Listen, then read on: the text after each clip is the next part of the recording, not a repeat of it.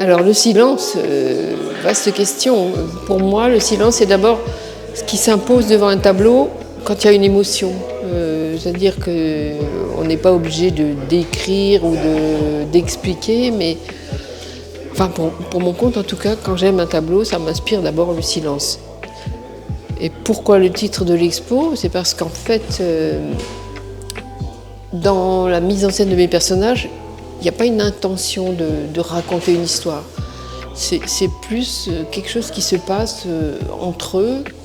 À la limite, nous sommes les voyeurs et on peut se questionner à savoir mais qu'est-ce qu'ils se disent au fond, quoi. Qu'est-ce qui se joue?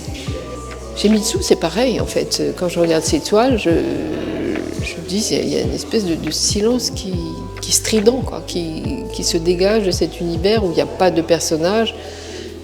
On se dit mais qu'est-ce qu'il a voulu dire? Et puis finalement, c'est là, quoi. C'est un questionnement sur la vie quand même, sur le sens de la vie. Parce que tout ce qui se joue, qui est un personnage dans le tableau ou non, il se joue quelque chose quand même de l'indicible et voilà, pour moi, ça se traduit par un certain silence, quoi. Alors là, en l'occurrence, c'est un autre silence.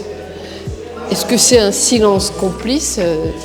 Mais ces deux personnages, apparemment, ont passé leur vie ensemble, du moins on peut l'imaginer, et ils n'ont pas grand-chose à se dire, mais peut-être qu'ils n'ont pas besoin des mots, que ce silence entre eux est évocateur de toute leur vie, de tout ce qu'ils ont pu partager, ou pas. Peut-être qu'ils sont fâchés tout simplement.